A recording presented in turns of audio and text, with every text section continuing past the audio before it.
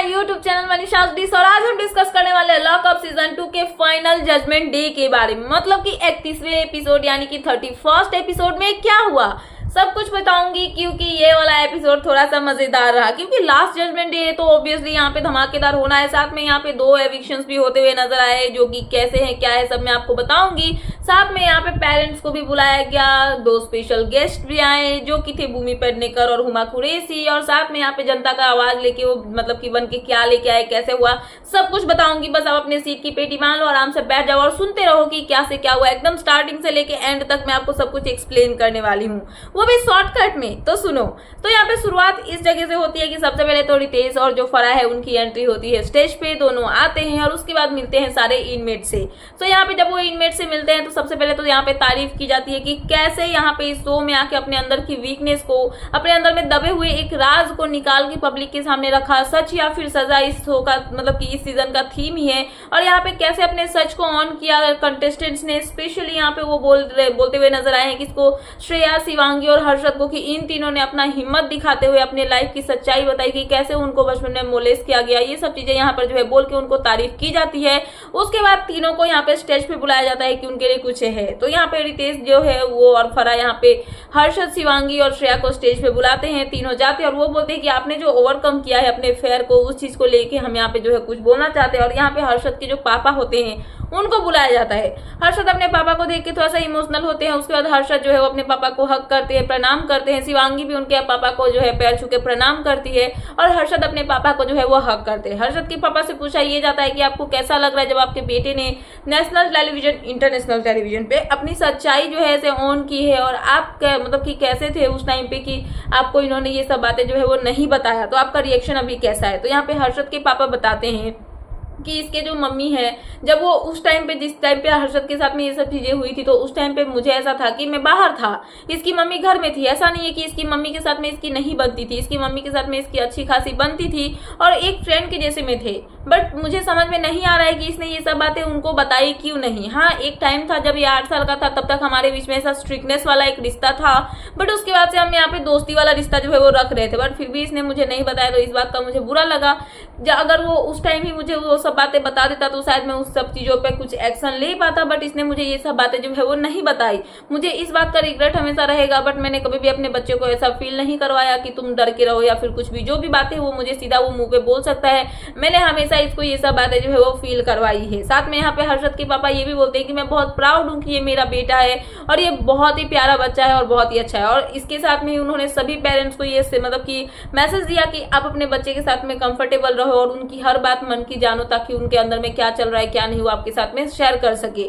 सो ये सब बातें यहाँ पे हर्षद के पापा जो है वो बताते हैं। वहीं पे हर्षद जो है वो यहाँ पे बताते हैं कि उनकी लाइफ में ये दूसरी बार हो रहा है जब उन्होंने अपने पापा को हक किया है। एक बार पहले किया हुआ था और अभी यहाँ पे नेटफ्लिक्स के शो पे लॉकअप के सीजन में 2 में यहाँ पे उन्होंने अपने पापा को दूसरी बारी हक किया है। और यहाँ पे वो बहुत प्राउड है क्योंकि उनके पापा है, उनके हीरो है, उनकी मम्मी है, उनके कुक है, सब कुछ यहाँ पे उनके पापा ही है। क्योंकि उनकी मम्मी के जाने के बाद उनके पापा ही किचन में सारा काम करते हैं, बाहर का भी करते हैं और यहाँ पे हर्षद को संभालते हैं, उनके बच्चों को, अपने बच्चों को संभालते हैं। हर्षद जो है उनके लिए उनके पापा हीरो है। सो ये सब बातें यहाँ पे हर्षद जो है वो बताते हैं। और उसके बाद उनके पापा को जो है थैंक यू किया जाता है और उसके पापा जो है वो यहाँ से चले जाते हैं।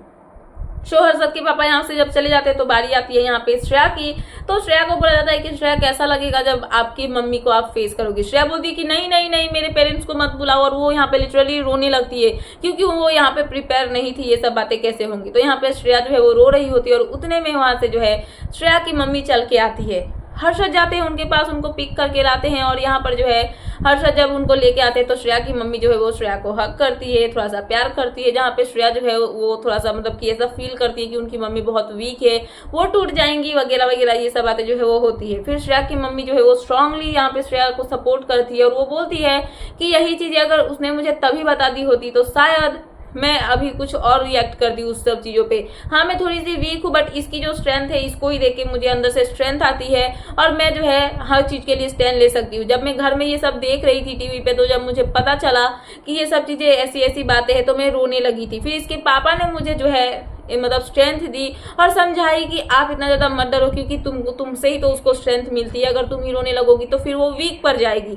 तो श्रेया के पापा ने उसकी मम्मी को समझाया और उसकी मम्मी स्ट्रांग बन के श्रेया से मिलने आई। साथ में श्रेया की मम्मी का ये भी कहना होता है कि जिसके बारे में ये बोला है ना, इसने ये सुन के तो मुझे और भी ज्यादा झटका लगा और मुझे बहुत बुरा लगा, क्योंकि मैं बहुत जल्दी किसी पे भी विश्वास कर लेती हूँ और मेरी बेटी अंदर में इतना ज्यादा दर्द छुपा के बैठी हुई थी, ये सब मुझे पता जो है वो नहीं था। सो नेक्स्ट टाइम से मैं कोशिश करूंगी कि इसको जो है समझू और ये कुछ भी ना छुपाए। और मैं बहुत प्राउड फील कर रही हूँ कि मेरी बेटी इतनी स्ट्रांग है और इसने हमेशा अपने पेरेंट्स को जो है बहुत प्राउड फील करवाया है। तो ये सब बातें यहाँ पे श्रेया की मम्मी जो है श्रेया के लिए बोलती है।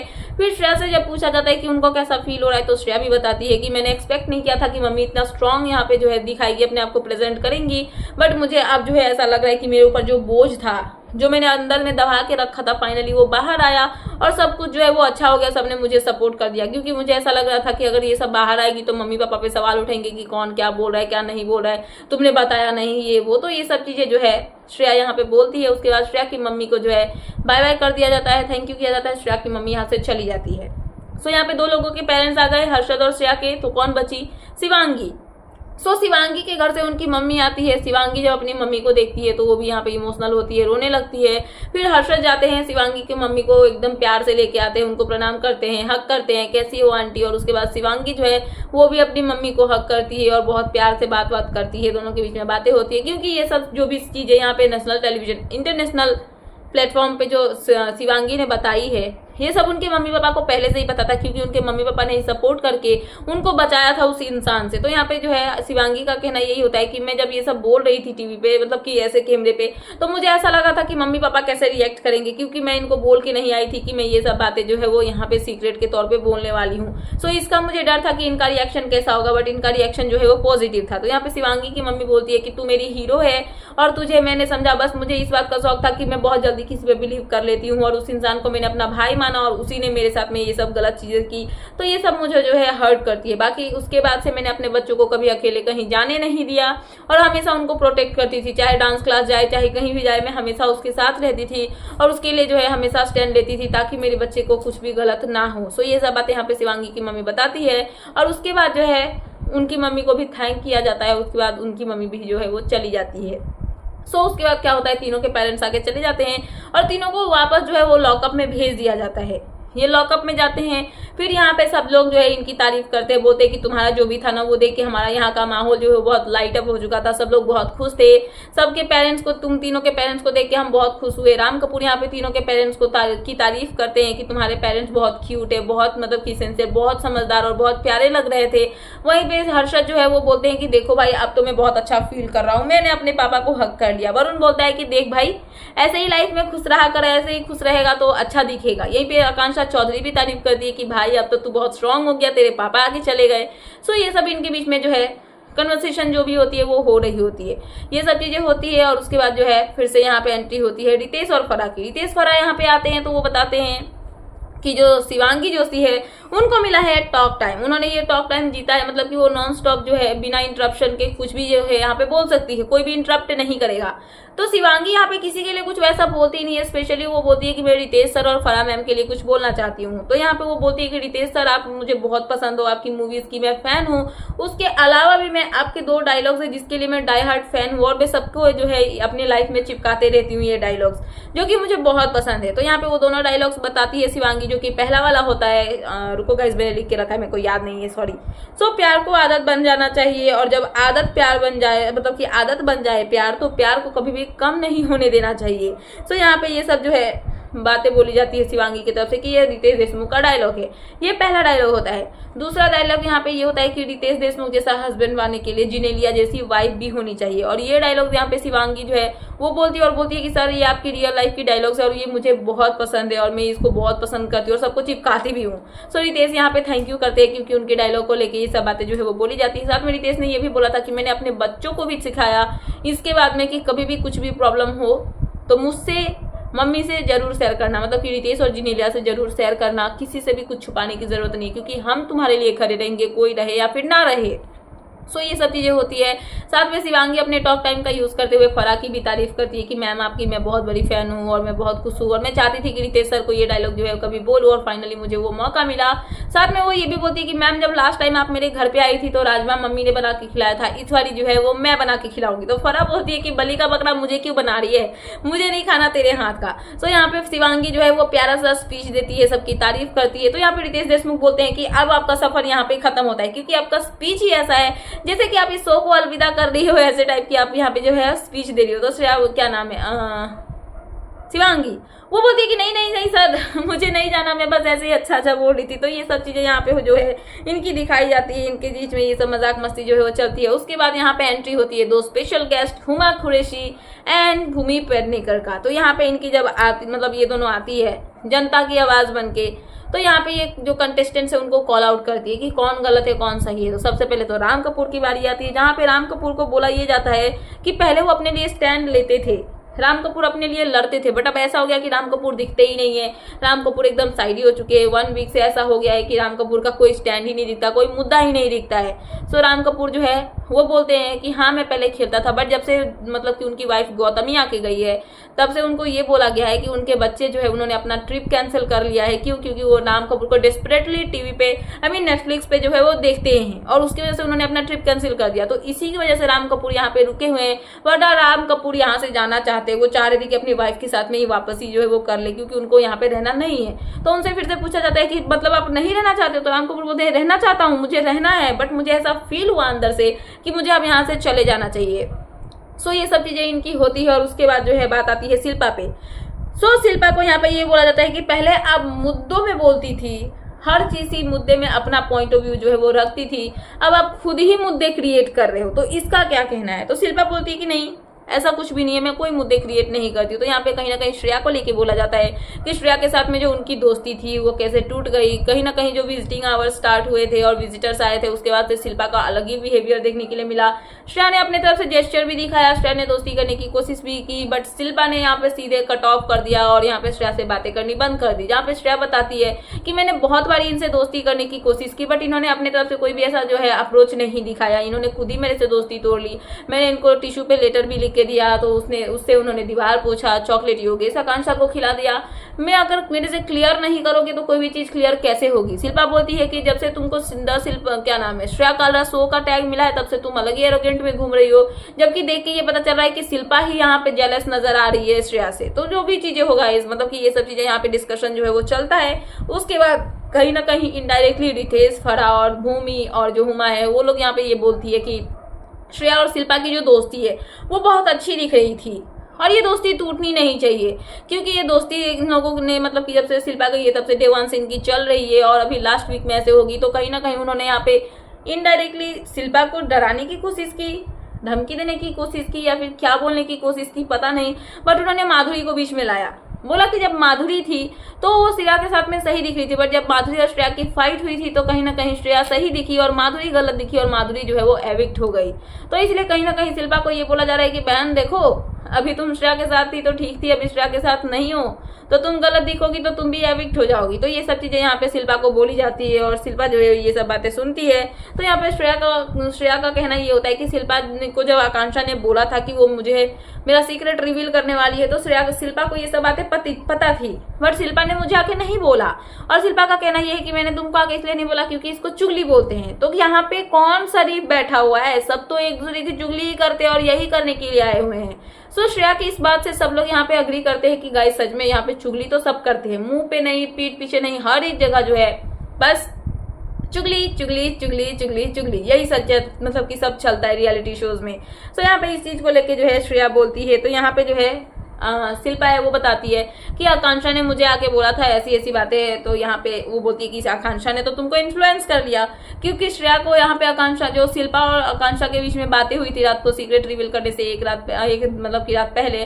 तो यहाँ पे आकांक्षा ने ये बोला था कि मैंने डिसाइड नहीं किया है कि मैं यहाँ पे उसका सीक्रेट रिवील करूंगी या फिर नहीं करूंगी, मैं रात भर सोचूंगी कि मुझे क्या करना है क्या नहीं करना है और उसके बाद मैं डिसाइड करूंगी कि मुझे श्रेया का सीक्रेट जो है वो रिवील करना है या फिर नहीं है। बट यहाँ पे आकांक्षा चौधरी ने श्रेया को कहा था कि मैंने शिल्पा को बोला था कि मैं श्रेया का सीक्रेट जो है वो रिवील करने वाली हूँ। तो यहाँ पे इस चीज को लेके बोला गया कि आकांक्षा चौधरी ने आपको इन्फ्लुएंस किया और आप यहाँ पे इन्फ्लुएंस हो गए उसकी बातों से। तो यहाँ पे ये सब चीज़ें होती है और उसके बाद जो है क्या होता है कि यहाँ मतलब कि सब लोग की इनकी बातें हो जाती है और उसके बाद बोला जाता है कि जो भी चीज़ें हो रही है ना ये सब गलत है, आप लोग अपनी मतलब दोस्ती वोस्ती जो है वो कर लो।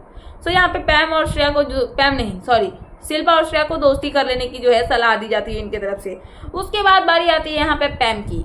पैम को लेके भी बोला जाता है कि पैम जो है उनको क्या हो गया है, जब भी कोई टास्क अगर वो हारती है तो वो एकदम बौखला जाती है, पागल हो जाती है, भपला जाती है, श्रेया का लैंग्वेज में बोला जाए तो लास्ट टाइम भी जब टास्क हुआ था तब भी वो पगला गई थी और इस बार भी जब टास्क हुआ है तो यहाँ पे जो पैम है वो पगला गई है और सब पे जो है चार्ज करने लगती है, चढ़ने लगती है। तो पैम अपना पॉइंट रख के बीच में बक बक बक बक बक बक बक बक करने लगती है। रितेश उनको बीच में रोकते हुए बोलते हैं कि पैम रुक जाओ, थोड़ा देर शांत हो जाओ, अभी मैं बोल रहा हूँ ना तो थोड़ा सुन लो, आपको बीच में बोलने की जरूरत नहीं है। तो कहीं ना कहीं रितेश जो है वो थोड़ा सा पैम पे गुस्सा होते हैं। उसके बाद पैम जो है वो चुप हो जाती है और उसके बाद रितेश जो है वो यहाँ पे पैम को समझाने लगते हैं। उसके बाद चमोला जो है वो यहाँ पे बोलती है, क्योंकि यहाँ पे सबको ये बोला जाता है कि पैम इतना चिल्ला रही थी तो पैम को किसी ने कुछ नहीं बोला, या फिर राम कपूर जो है वो यहाँ पे कुछ बोल रहे थे, मतलब लड़ने की कोशिश कर रहे थे तो यहाँ पे उनको कोई कुछ नहीं बोला। तो यहाँ पे पैम जो है वो चमोला जो है वो यहाँ पे बोलती है कि जो पैम है उसको ही मैंने सबसे पहले बोला था कि जो राम कपूर आपको मारने आ रहे हैं ये वाली बात तुम गलत बोल रही हो, राम कपूर मारने की इंटेंशन से नहीं आ रहे थे। साथ में राम कपूर को भी पैम ने चमोला ने ही समझाया था कि सर आप जो भी चीजें कर रहे हो वो गलत है। तो यहाँ पे चमोला ही थी जिसने यहाँ पे सही के लिए स्टैंड लिया, बाकी किसी ने कुछ भी यहाँ पे नहीं बोला। तो पैम को बोला गया कि राम कपूर को लेके जो भी चीजें तुम बोल रही थी कि तुम पे वो चढ़ रहा था या फिर कुछ भी उनका अग्रेसिव नेचर जैसा दिख रहा था, बट वो आपको चार्ज करने के लिए तो नहीं आ रहे थे, आपको मारने के लिए नहीं आ रहे थे, क्योंकि आपको ऐसा लगता है कि हम इस शो को लेके ये बोलते हैं कि ये शो जो है इसमें लड़कियां और लड़के बराबर है। पिछले हफ्ते हमने ये कहा कि लड़कियां इस शो को चला रही हैं और इस हफ्ते आप ऐसा कैसे बोल सकती हो कि लड़कियों को कंट्रोल में रखा जा रहा है और लड़के हमेशा उनको कंट्रोल में करते हैं और वरुण को आप मिसोजिनिस्ट बोल रही हो। सो ये सब बातें जो है इनकी बोली जाती है पैम को जो है ये सब बातें बोल के और उनको समझाया जाता है कि कैसे यहाँ पर जो है वो गलत है और कैसे यहाँ पे जो है पैम मतलब कि गलत है, चाहे वरुण गलत है। ये सब बातें इनकी जो है यहाँ पे ये होती है। सो राम को भी बोला जाता है कि वो जो बीच में घुसे पैम और वरुण के फाइट के बीच में, जब उनको मुद्दा ही पता नहीं है कि किस मुद्दे को लेकर लड़ाई हो रही है तो राम को यहाँ पे बीच में घुसने की जरूरत नहीं है। बिन मुद्दे की बात में वो घुसे और यहाँ पर जो है वो लड़ने की कोशिश कर रहे थे। साथ में यहाँ पे वरुण को भी बोला जाता है तो वरुण जो है वो अपना पक्ष रखते हैं, वो यहाँ पे बोलने लगते हैं कि कैसे उनको हमेशा जो है मिसोजिनिस्ट बोला जाता है। वो भी एक इंसान है, उनके घर में भी बहन बेटी है, माँ है, और यहाँ पे वरुण को हमेशा उनको लेके जो है ये इस वर्ड को लेके गलत चीजें बोली जाती है, जहाँ पे वो हमेशा लोगों को हंसाने की कोशिश करते हैं, मजाक मस्ती करते हैं, बट एक ही चीज अगर बार बार टैग लगे तो उनकी इमेज खराब होगी। और ये सुनने के बाद यहाँ पे जो वरुण है वो यह सब बातें बोल के यहाँ पे रोने लगते हैं और वहां से वो उठ के चले जाते हैं। सो यहाँ पे वरुण का रोना देख के सब लोग जो है उनको बुरा लगता है कि वरुण ऐसे रो रहे हैं। तो वरुण को भी बोला जाता है, क्या नाम है, भूमि और क्या नाम है गाइस रुको, भूमि एंड हुमा कुरैशी की तरफ से, देख तू दिल्ली वाला है ना, तो दिल्ली के जो लड़के होते हैं ना वो थोड़ा सा ऐसे होते हैं मुंह से बोलने वाले, तो तुझे इतना सोचने की जरूरत नहीं है, बस अपने मतलब कि वर्ड्स जो है ना उसको थोड़ा सा कंट्रोल कर ले, क्योंकि तू गलत बोल रहा था। क्योंकि जिस दिन आरुष आया हुआ था तो आते आते आरुष ने सबसे पहले क्या बोला कि जो सूफी है वो जब सूफी जा रहा था तो उस तोते ने, उस मिट्ठू ने मतलब कि उसको एक अलग वे में दिखाने की कोशिश की। तो यहाँ पे आरुष का कहना ये था कि उस मिट्ठू ने आते थे को जो है एमसी वाली गाली दे दी थी, तो ये सब चीजें जो है वो गलत थी। तो यहाँ पे अगर वरुण का मतलब कि सबका होस्ट का कहना यही था कि अगर वरुण के फ्रेंड ने ये सब बोली, वरुण की गलती नहीं है, बट अगर उनके फ्रेंड ये सब बोल रहे हैं तो वो यहाँ पे उन अपने फ्रेंड को चुप करवा सकते हैं, बोल सकते हैं कि भाई तू गलत है, तुझे ये सब बातें यहाँ पे नहीं बोलनी चाहिए। बस यहाँ पे वरुण की यही गलती थी कि उनको अपने फ्रेंड को ये सब चीजें को ले जो है वो बोलना चाहिए था।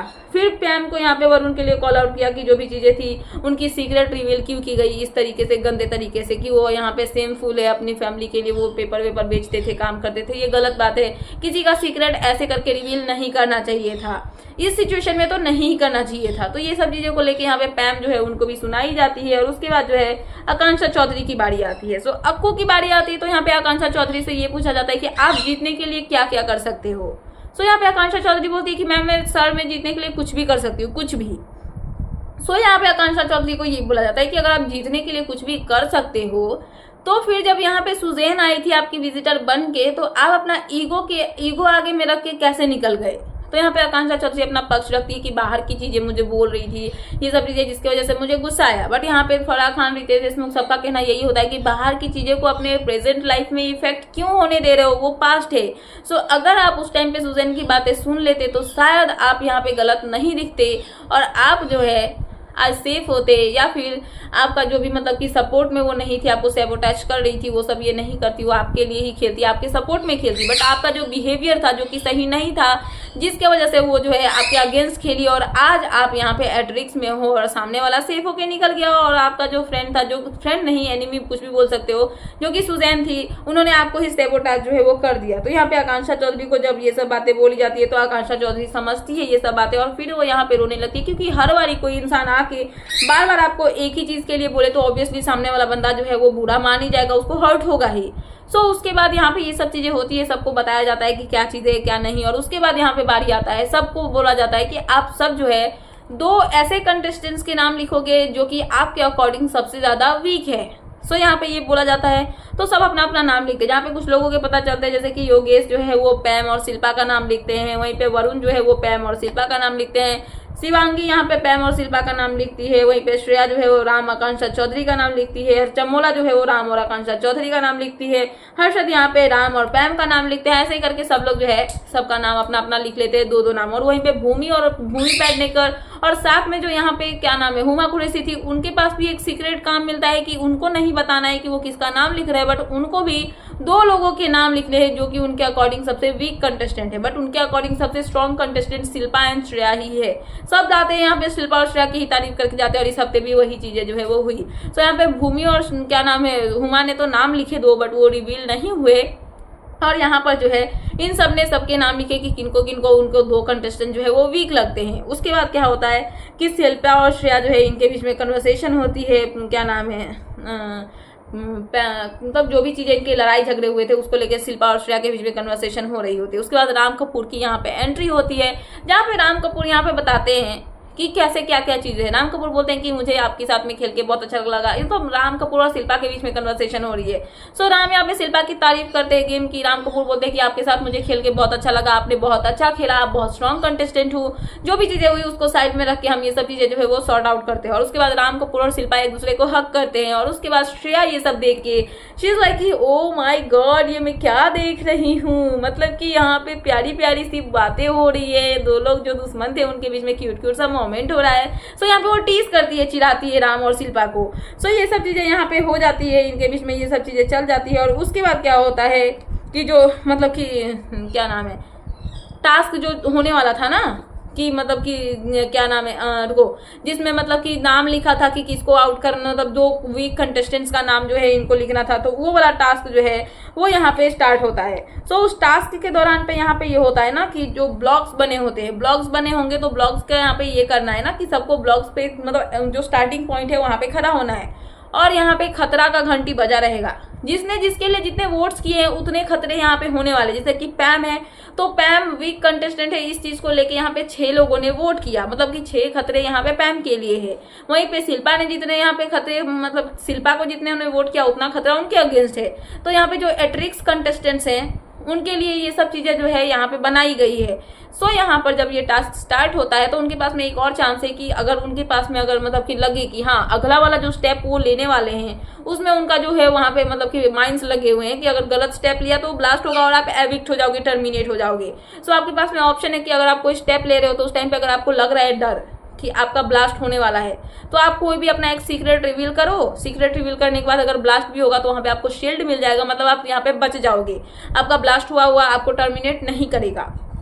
ये टास्क स्टार्ट होता है जहाँ पे जो है पैम जो है वो सबसे पहले ब्लास्ट हो जाती है और पैम यहाँ से एविक्ट हो जाती है, मतलब पैम जो है इनका सफर खत्म और वो टर्मिनेट हो गई। उसके बाद जब दूसरी बारी चलती है तो यहाँ पे राम कपूर जो है वो चलते हैं और राम कपूर और आकांक्षा चौधरी होती है। सब लोग अपना अपना गेम खेलते हैं और यहाँ पे जो आकांक्षा चौधरी है वो सेकंड टाइम में यहाँ पे टर्मिनेट हो जाती है। उनको यहाँ पे मौका मिलता है कि वो अगर चाहती तो अपने आप को जो है शील्ड यूज कर लेती, सीक्रेट बताती, बट वहाँ पे वो नहीं करती है और यहाँ पे जो आकांक्षा चौधरी है वो यहाँ पे टर्मिनेट होती है। उससे पहले राम कपूर की बारी आती है तो राम कपूर भी अपना एक सीक्रेट बताते हैं जहाँ पे वो अपना टर्मिनेट होने से पहले एकदम सही टाइम पे उसको यूज करते हैं। जहाँ पे राम कपूर अपना सीक्रेट ये बताते हैं कि जब बड़े अच्छे लगते हैं शो में जो वो काम कर रहे थे जो सोनी टीवी पे आता है, तो उसमें यहाँ पे ये था कि उस टाइम पे वो इतना घमंडी हो चुके थे कि उनके वजह से वो शो बंद हो गया था। राम कपूर का कहना ये था कि मैं उस टाइम पे इतना ज्यादा ड्रिंक करने लग रहा था, सेट पे जाता था तो सबसे बदतमीजी करता था, क्योंकि मुझे डॉक्टर ने ये बोल दिया था कि डायबिटीज अटैक मुझे आया हुआ था और डॉक्टर ने मुझे 6 मंथ्स का जो है वो टाइम दे दिया था कि 6 महीने में मैं मरने वाला हूँ। तो मैं बहुत बौखला गया था, पागल हो गया था, मैं किसी से बात नहीं करता था, सबसे बदतमीजी करता था। सेट पे जाता था तो मैं किसी से मतलब कि अच्छे से बात नहीं करूंगा, बदतमीजी करूंगा, मतलब एरोगेंट वाला बिहेवियर करता था, जिसकी वजह से क्या हुआ कि वो शो जो है वो बंद हो गया और शो चलना जो है वो बंद हो गया और मेरे वजह से ही वो जो है वो शो बंद हुआ था।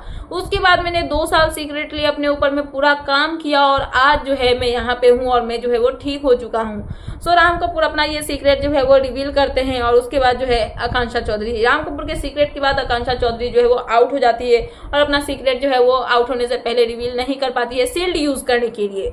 सो यहाँ पे ये सब चीजें होती है और उसके बाद आकांक्षा चौधरी जो है वो अपना आउट होने के बाद भी एक सीक्रेट रिवील करती है और वो सीक्रेट उनका क्या होता है कि वो बोलती है कि जब वो मतलब कि रैंप वॉक करती है, obviously she is a model. So यहाँ पे आकांक्षा चौधरी का कहना ये होता है कि एक टाइम था जब उनको मतलब कि पैसों की जरूरत थी, उनको मतलब सामान लेने थे उस काम के लिए। तो यहाँ पे आकांक्षा चौधरी का कहना ये कि उनके पास जब पैसे नहीं थे तो वो एक बहुत जाने माने हस्ती के पास गई और उनको जाके उन्होंने बोला कि सर मुझे पैसों की जरूरत है, क्योंकि उन्होंने बहुत लोगों की मदद जो है वो की थी। तो उन्होंने बोला कि सर मुझे पैसों की जरूरत है, आप मुझे थोड़ा सा हेल्प कर दो और उसके लिए मैं आपके लिए काम कर दूंगी और पैसे जो है वो पे हो जाएंगे। सो उस इंसान ने आकांक्षा चौधरी के साथ में बदतमीजी की। आकांक्षा चौधरी का कहना ये है कि ऐसा नहीं था कि मैं उस इंसान के घर में पहले बार गई थी, मेरे क्रूज के साथ में मेरे जितने भी मेंबर्स थे, वर्कर्स थे, उनके साथ में मैं पहले भी जा चुकी थी उनके घर पे, सो इसलिए मैं कंफर्टेबली गई। बट इस इंसान ने मुझसे मेरे साथ में बदतमीजी की, मुझे यहाँ पे आके किस करने की कोशिश करने की जगह मुझे मतलब वो भी किया और साथ में मुझे इस जगह से पकड़ के पुश किया और यहाँ पे होल्ड करके रखा। साथ में मुझे उस इंसान ने ये बोला कि देखो आखिर में 1 साल के बाद तुम मेरे पास आ ही गई, सो मैं तुम्हें जितने पैसे चाहिए उतना दूंगा, बट उसके बदले में मुझे तुम्हारे मतलब मेरे साथ में तुम्हें ये सब चीजें मतलब गलत चीजें गाइस समझ लो, इंटीमेट होना जो होता है मतलब गलत चीजें जो है वो तुमको मेरे साथ में करनी होगी। और आकांक्षा चौधरी यहाँ पर गुस्सा होती है और वो यहाँ से जाने लगती है। तो यहाँ पे वो आदमी जो है वो बोलता है कि तुम्हारी इसी पिछड़े हुए सोच की वजह से, जो ये तुम पिछड़ी हुई सोच रखती हो जिसकी वजह से तुम आगे नहीं बढ़ पाई, और मैं तुमको बोल रहा हूँ कि अभी जो तुम ऐसे करके जा रही हो ना, तुम कभी भी लाइफ में आगे नहीं बढ़ पाओगी। तो यहाँ पे आकांक्षा चौधरी ये सब बातें बोल के रोने लगती है कि वो इंसान जो था वो थोड़ा सा बुढ़ा था और उसने उनके साथ में बदतमीजी थी, गलत चीजें जो है वो करने की कोशिश की और उसने बोला था कि लाइफ में ये कभी भी आगे कुछ नहीं कर पाएंगे अपनी सोच की वजह से। बट आकांक्षा चौधरी का यहाँ पे कहना है कि उसी के बाद अभी ये 1 से 2 साल के अंदर में आज मैं कहाँ से कहाँ आ गई हूँ। आज मुझे सबसे बड़ा एक टेलीविजन शो मिला जो कि स्प्लिट्सविला था, उसके बाद वो नेटफ्लिक्स के इतने बड़े शो में जो कि लॉकअप 2 है उसमें वो है। तो आज उन्होंने अपना करियर कितने मेहनत से बनाया है और कहां से वो कहां पहुंच गई है बिना किसी गलत सपोर्ट की वजह से। और ये बोल के यहाँ पे आकांक्षा चौधरी जो है वो रोने लगती है। योगेश जाते हैं आकांक्षा के पास, उनको हक करते हैं और उनको समझाते कि टेंशन ना ले, बाहर जाके मेरे को उसका नाम बताइयो, फिर मैं उस इंसान को बताता हूँ। और उसके बाद जो है आकांक्षा चौधरी रोती है और वो बोलती है कि मुझे ये बोलना था, पहले ही बोल देना था तो ये बम ब्लास्ट नहीं होता। तो इनका जो है रोना धोना थोड़ा सा होता है, ऑब्वियसली आउट हो रही है तो होगा ही इतना सामने आके फिनाले की। तो यहाँ पे इनका क्यूट सा मोमेंट दिखता है और योगेश और आकांक्षा एक दूसरे को हक करते हैं। वहीं पे रितेश और फरा जो है वो भी कंसर्न करते हैं आकांक्षा चौधरी को कि कैसे उनके साथ में ये सब चीजें हुई, उनको भी बुरा लगता है। वो भी यहाँ पे आकांक्षा चौधरी की तारीफ करते हैं कि उन्होंने स्ट्रांगली अपना पॉइंट रखा, अपना सच्चाई जो है वो सबके सामने में बताया। उसके बाद आकांक्षा चौधरी और पैम जो है वो दोनों आउट हो जाते हैं और दोनों चले जाते हैं और यहीं पे ये एपिसोड जो है वो हो जाता है रैप अप, मतलब कि खत्म। उसके बाद आता है नया एपिसोड का प्रोमो जो कि होगा 32वें एपिसोड का और उसमें ये दिखाया जाता है कि दावतें, यहाँ पे दावत सजाई गई है गाइस, दावतें समथिंग टास्क है और यहाँ पे सबके लिए दावत जो है वो सजाई गई है। और यहाँ पर जो है बोला ये गया है कि 60 मिनट का आपके पास में दावत है और उसके अंदर में आप सभी मिलकर यहाँ पे डिसाइड करो कि किसको यहाँ पे फाइनलिस्ट जो है वो होना चाहिए। और 60 मिनट में इनको दबा के खाना भी है और डिसाइड भी करना है कि इन सब में से किसको टॉप मतलब कि फाइनलिस्ट एक बनना चाहिए। अब देखना इंटरेस्टिंग होगा कि इनका डिसीजन क्या होता है, कौन यहाँ पे किसको जो है फाइनलिस्ट बनाने के लिए वोट करता है, कौन फाइनलिस्ट बनता है। मुझे नहीं पता कि कौन फाइनलिस्ट बनेगा क्योंकि ऑब्वियसली सबको बनना है, बट आपको क्या लगता है कि आपके अकॉर्डिंग कौन पहला फाइनलिस्ट बनेगा, प्लीज मुझे कमेंट सेक्शन में कमेंट करके बताना है। एंड इस वीडियो को यहीं पे एंड करती हूँ क्योंकि रिव्यू यहाँ पे एंड हो चुका है गाइस। सो ऐसे ही लेटेस्ट अपडेट पाने के लिए प्लीज मेरे चैनल को सब्सक्राइब करना एंड बेल आइकन प्रेस करना ताकि मेरे आने वाले सारे वीडियोस के नोटिफिकेशंस आपके पास टाइम पे पहुंचते रहे। सो मिलते हैं नेक्स्ट वीडियो में। So thanks for watching and bye bye.